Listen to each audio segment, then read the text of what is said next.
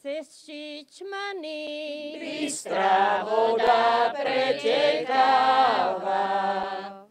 Už ma ten môj najmilejší zaneháva. Máte radi folklór, ľudovú architektúru, jej históriu a netradičné remeslá? To všetko vás čaká v Rajeckej doline a jej rázovitej obci, ktorá preslávila dedovizeň a celé Slovensko.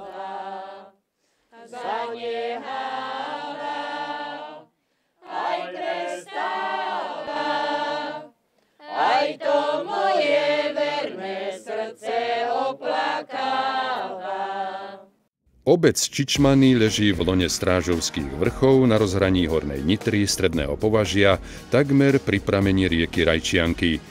S nadmorskou výškou 655 metrov je najvyššie položenou obcov v Žilinskom okrese.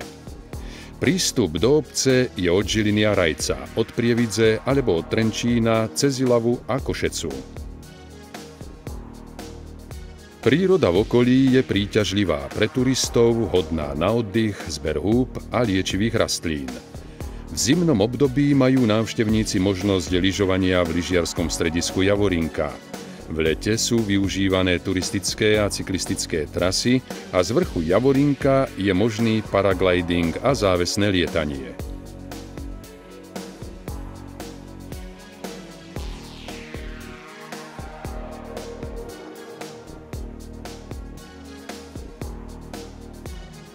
Architektonické, krojové a nárečové zvláštnosti spolu s neobvyklým názvom obce priviedli viacerých etnografov k domnienke, že praobyvatelia Čičmian sú cudzieho, predovšetkým balkánskeho pôvodu.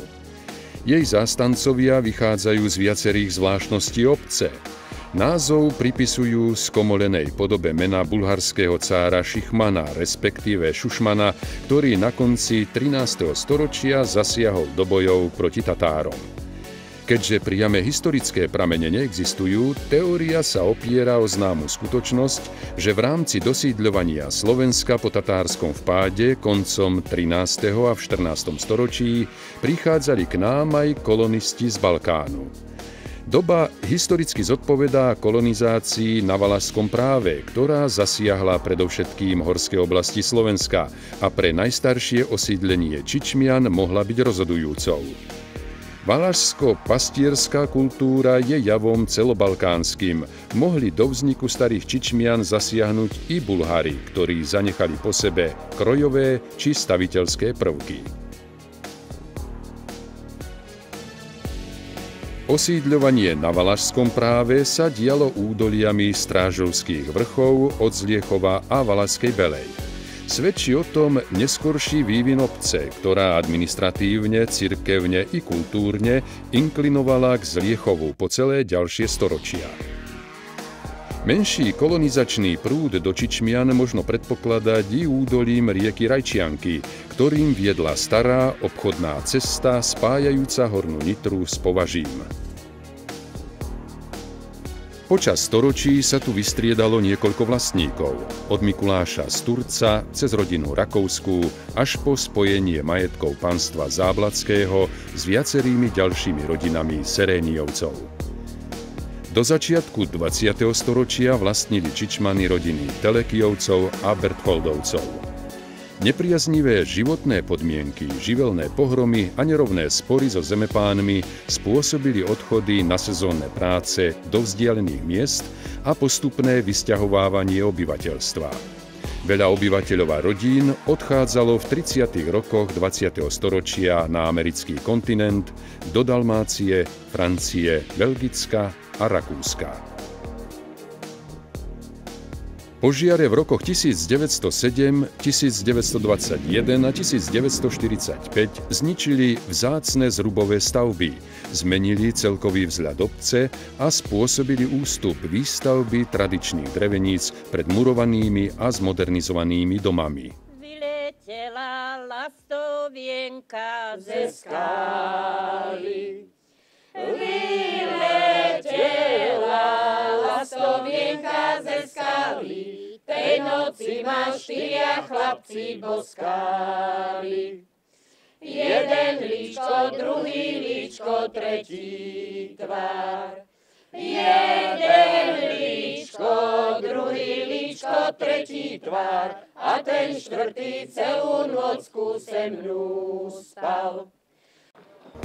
Obec je známa starobylou a unikátnou architektúrou, maľovanými zrubovými drevenicami. Pre ich záchranu bola dolná časť obce v roku 1977 vyhlásená za pamiatkovú rezerváciu ľudovej architektúry. Je v nej 110 objektov, z toho 36 národných kultúrnych pamiatok. Architektúra obce Čičmany pripomína aj dnes perníkové domčeky, a to hlavne pre geometrickú ornamentálnu výzdobu vonkajších stien domov, ktorá sa začala používať asi pred 200 rokmi. Tieto objekty sú cenným dokladom technickej vyspelosti, majstrovskej zručnosti a estetického cítenia obyvateľov. Obec Čičmany sa v dôsledku nedostatku pracovných príležitostí vyľudňovala a je vyľudňuje. V roku 1977 bola zatvorená u nás škola a v roku 1987 bolo v obci 352 obyvateľov s trvalým bydliskom, v súčasnosti je 165 obyvateľov s trvalým bydliskom. V 80. rokoch 20. storočia začína u nás nový trend, a to vracajú sa rodáci a deti rodákov.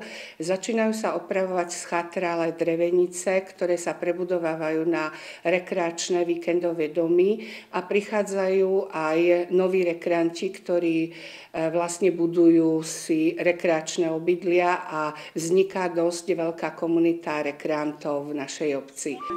Obec je zaujímavá aj ľudovým krojom a výšivkami s geometrickou ornamentikou.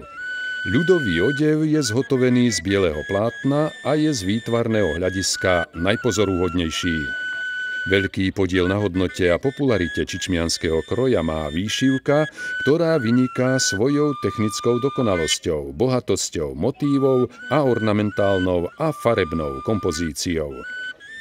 Práve zo spôsobu ornamentálnej výzdoby i červeného vlneného tkaného pásu, ktorý je súčasťou ženského odevu, sa predpokladá balkánsky pôvod Čičmian.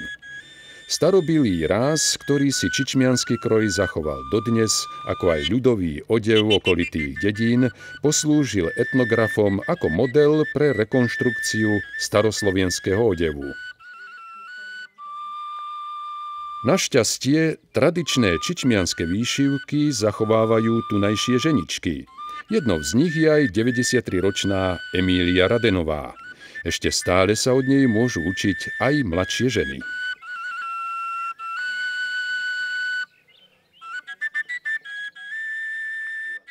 Tak u nás sa vyšívajú výšivky väčšinou na bielom plátne a vyšívajú sa kľukované alebo zapletané, to už podľa toho, že kto čo vie alebo aké pre tú domácnosť potrebuje. Farby, ktoré prevládajú na týchto čičmanských výšivkách, sú väčšinou ohnivá, žltá, vrbová a potom už každý aj podľa svojho si to skombinuje, aby to pasovalo tie výšivky. A potom sú aj výšivky, ktoré sa vyšívajú ako na bledo, na zlato, tak to sú tieto výšivky, tiež sa vyšívajú väčšinou na bielom plátne a väčšinou iba na dve farby, aby to trošku tak vyniklo, aby to nebolo také miešané. Z murovanej architektúry stojí za pozornosť tunajší kostol, ktorý bol postavený na základoch staršej stavby, pravdepodobne zvonice s modlitebňou. Svedčí o tom správa o zvone z roku 1588. Z pôvodného zariadenia sa zachoval hlavný oltár. Pôvodný obetný stôl bol nahradený stolom z tvrdého materiálu. Kazateľnica bola obstaraná z tužiny a bočný oltár Panny Márie bol vybudovaný v roku 1803. Orgán z roku 1738 je v klasicistickom štýle. Nachádzame sa v obci Čičmany v rímskokatolíckom chráme, ktorý je zasvetený povýšeniu svätého Kríža. Tento chrám bol postavený v roku 1669, čo je hodnotné, je orgán, ktorý je z roku 1738 a hlavný oltár z roku 1798. Tento chrám bol kompletne zrekonštruovaný pred niekoľkými rokmi, kde sa urobila celá vonkajšia fasáda, odvodnenie kostola, betónový veniec, nový krov, dal sa medený plech na väžu. A čo je také zaujímavé je, že na väži sú ornamenty, ktoré sú pôvodne čičmanské a tieto ornamenty sú zo zlata. Naša farnosť je síce malá, ale tento chrám slúži nielen domácim veriacím, ale aj turistom, ktorí v hojnom počte navštevujú Čičmany. V obci sa nachádza excercíčne a rekreačné stredisko nitrianskej diecézy Dom svätého Bystríka.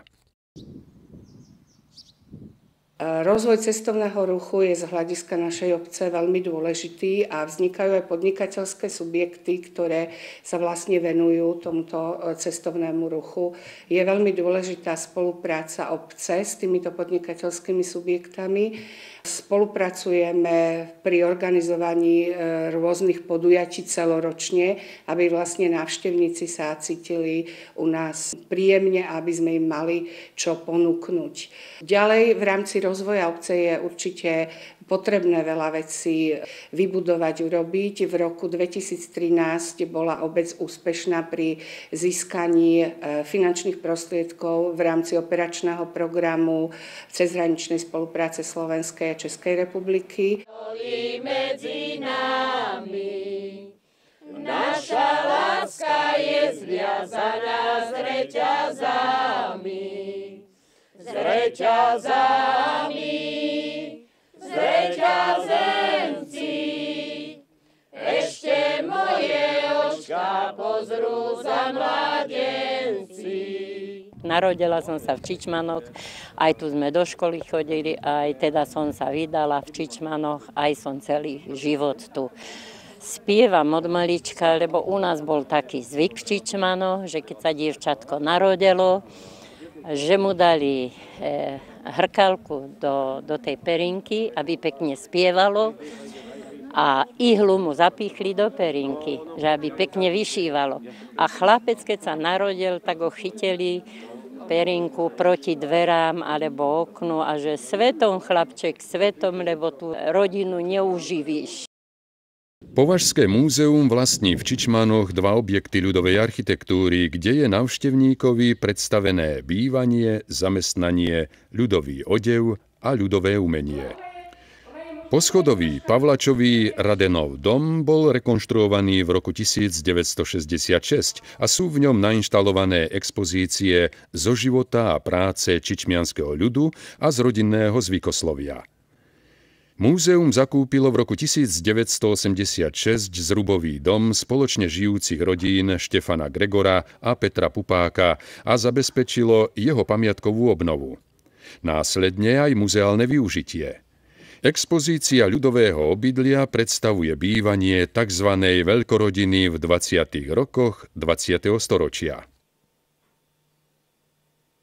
Hotové, uschnuté, takto sa to uriasi, ale chcem vám to ukázať, že takto sa to pomaličky robí. A prstami to, nochtami takto riasíme. To je riasenie na mokro, takto sa to potúče, zakrie sa ze suchú handričku, keď sa to dokončí, takto, a nechá sa to na slniečku uschnúť. A potom to vypadá takto.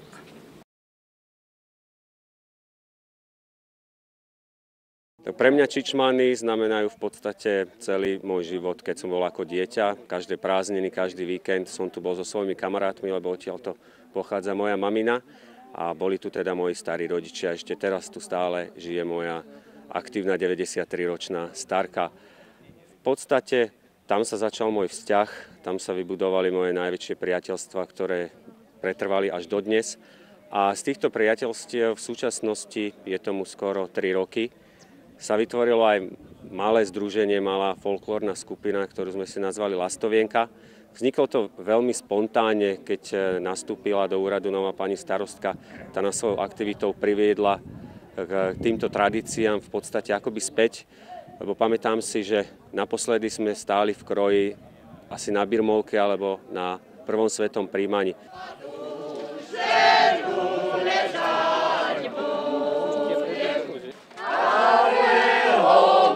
V sobotu 21. júna 2012 do tejto malebnej obce pritiahla davy ľudí najväčšia miestna kultúrno-spoločenská udalosť roka. Bola ňou slávnosť, na ktorej si pripomenuli, že pred 740 rokmi sa objavila prvá písomná zmienka o obci Čičmany. Oslavu si nenechali uísť nielen miestni obyvatelia či obdivovatelia čičmianskej architektúry a folkloristi. Prišli aj rodáci, žijúci ďaleko za hranicami obce i krajiny. Takmer z každého domu vyšli krojovaní obyvatelia a vytvorili sprievod, ktorý prešiel od obecného úradu ku kostolu, kde bola svätá omša.